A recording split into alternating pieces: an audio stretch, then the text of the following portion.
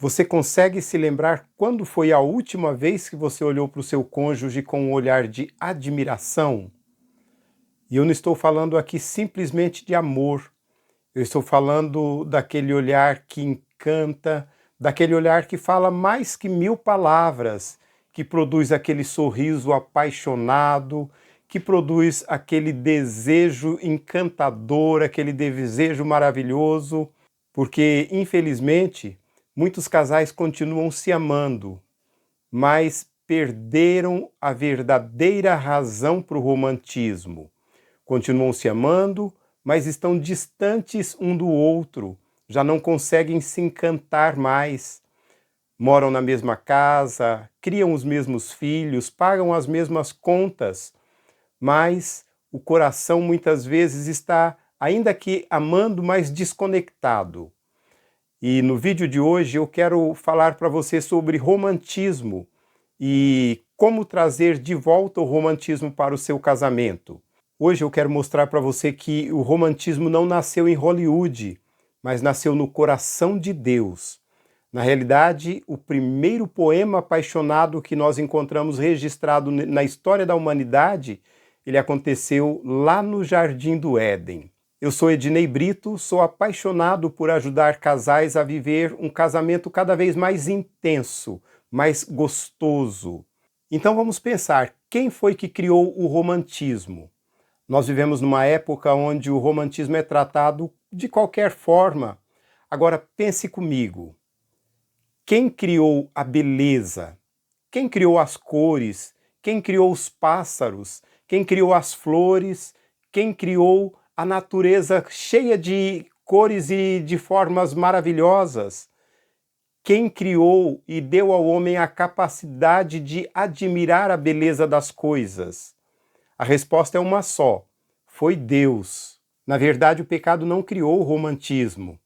Antes do pecado, já existia amor, já existia admiração, já existia intimidade, já existia alegria, já existia para o casal a alegria de pertencer um ao outro.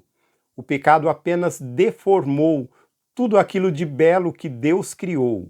E quando a gente tem esse olhar para o romantismo, isso pode mudar completamente a nossa maneira de viver e, em especial, a nossa maneira de encarar o romantismo dentro do nosso casamento.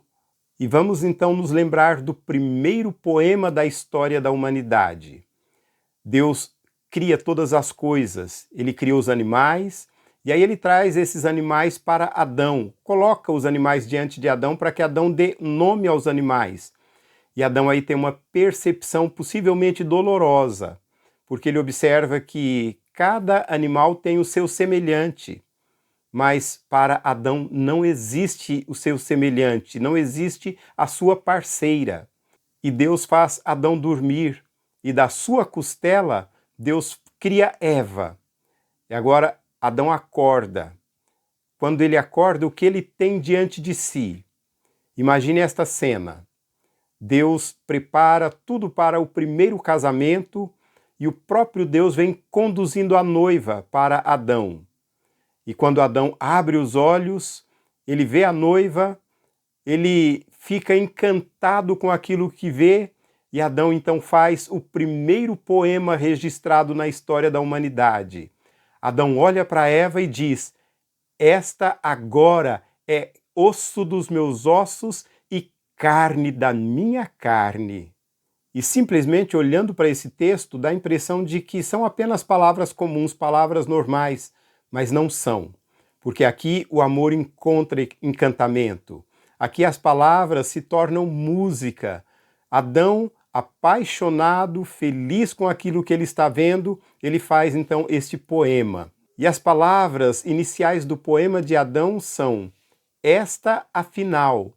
E a gente olhando parece simplesmente palavras de qualquer maneira, mas não. Na realidade é que Adão está declarando a sua alegria, é como se ele estivesse dizendo: agora sim, finalmente, que maravilha!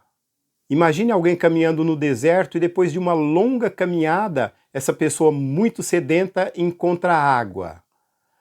Ou imagine uma criança perdida num supermercado, desesperada e de repente encontra os pais. Ou ainda uma pessoa que está esperando por uma boa notícia e o tempo passa e passa e passa, e quando finalmente a notícia chega, dá para imaginar o coração numa situação dessas? A alegria, é como se a pessoa estivesse dizendo: agora sim, agora de fato aconteceu aquilo que eu aguardava, aquilo que eu esperava. Então a expressão de Adão, esta, afinal, é exatamente isso, tem exatamente este sentido, uma expressão apaixonada, uma expressão de felicidade, de contentamento. Adão está muito feliz, aquilo que ele esperava agora tem diante dos seus olhos. Ele está grato a Deus, ele está se regozijando por aquilo que os seus olhos estão contemplando. E na sequência desse poema, Adão diz o seguinte: osso dos meus ossos. Hoje, os homens olhariam para uma mulher e diriam: você é linda. Naquela cultura, a declaração seria outra. E quando Adão diz osso dos meus ossos, sabe o que ele está dizendo? Ele está dizendo: você pertence ao meu coração. Você agora é parte da minha vida. Percebeu a beleza deste poema, a beleza da declaração de Adão ao contemplar Eva e antes até do primeiro casamento, ao contemplar a sua amada, ele fica feliz e compõe esse poema tão cheio de romantismo. E essa expressão também tem o sentido de: você faz parte da mesma dignidade que eu, você não está abaixo de mim, você faz parte de mim, você é igual a mim. E você percebe que nesse primeiro poema o homem não fala da beleza ou do corpo da mulher, da beleza física, mas ele fala da dignidade, ele fala do ser como um todo, ele elogia a pessoa. Isso não é bonito demais? Não é maravilhoso demais? E o romantismo moderno, ele é completamente diferente do romantismo bíblico. Veja bem, o romantismo moderno diz: você é bonita. O romantismo bíblico diz: você é preciosa. O romantismo moderno depende das emoções. O romantismo bíblico depende da decisão de amar e de honrar. O romantismo moderno depende do momento. O romantismo bíblico depende da decisão. Ele é sustentado pela decisão e, portanto, ele é valoroso e, portanto, ele é bonito. O romantismo bíblico, ele, como não depende do momento, não depende de uma situação, ele acaba sendo sustentado pela decisão e uma decisão de valorizar e de viver o romantismo de uma forma constante. E talvez você esteja me ouvindo e percebendo que o romantismo já existiu ou já foi mais forte no seu casamento e agora não está tão forte ou tão bonito quanto já foi. Ninguém acorda numa segunda-feira e diz: hoje eu vou deixar de ser romântico. Na realidade, o romantismo vai desaparecendo aos poucos. Os abraços vão ficando cada vez mais ou menos demorados, os beijos vão ficando cada vez mais distanciados e aí outras coisas vão assumindo o lugar do romantismo.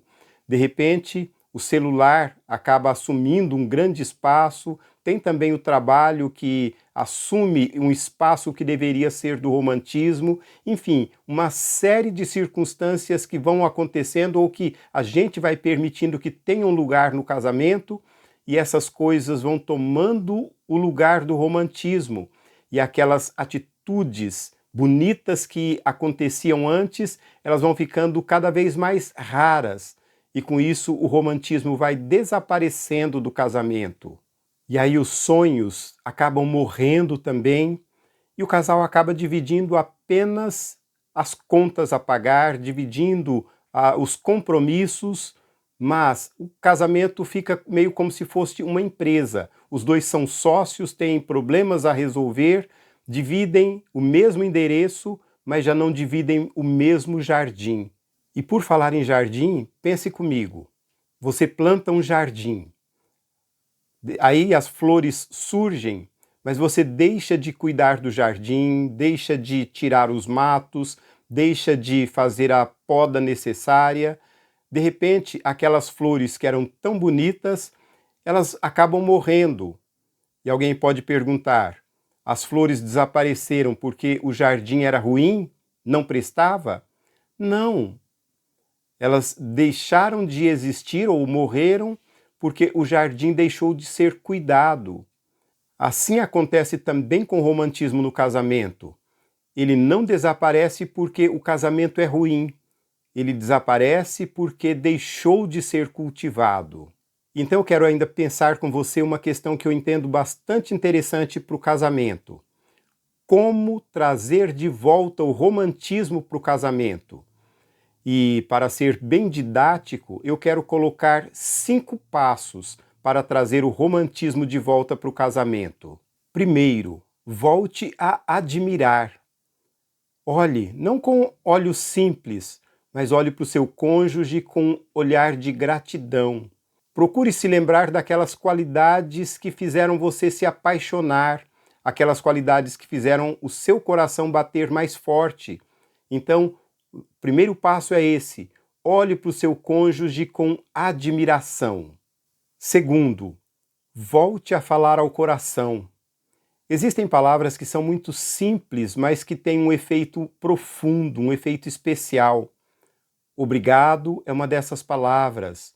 Ou dizer para o outro: eu amo viver com você, eu amo partilhar a vida com você, eu amo ser feliz ao seu lado. São palavras, são frases aparentemente simples, mas é uma forma de falar ao coração do outro. Então não economize palavras, use-as da forma mais abundante, mais abrangente possível, mas fale ao coração do seu cônjuge. Terceiro, volte a investir tempo, porque amor sem tempo vira apenas saudade. E é um investimento que de fato vale a pena, é investir tempo, tempo de qualidade, dedicar tempo para estar a sós, dedicar tempo para estarem juntos, para alimentar esse amor. Então, romantismo precisa de tempo e volte a investir tempo no seu relacionamento. Quarto, volte aos pequenos gestos. O romantismo mora nas pequenas coisas. Um café preparado com amor, um abraço demorado, um gesto inesperado, uma mensagem no celular, um bilhetinho escrito antes de sair de casa, deixado num lugar estratégico onde o outro vai encontrar. Pequenas coisas fazem a grande diferença para que o romantismo volte ao casamento. Sabe aquele sorriso gostoso, inesperado, aquela piscadinha bem apaixonada? Pratique estas coisas. Na verdade, o romantismo não mora nas grandes realizações, mas nos pequenos detalhes. E aí a gente tem uma questão também interessante: os grandes casamentos ou casamentos fortes não são construídos de grandes eventos, mas de pequenos eventos, de pequenas coisas, de pequenos detalhes repetidos constantemente, consistentemente. Então, faça isso para trazer de volta o romantismo para o seu casamento.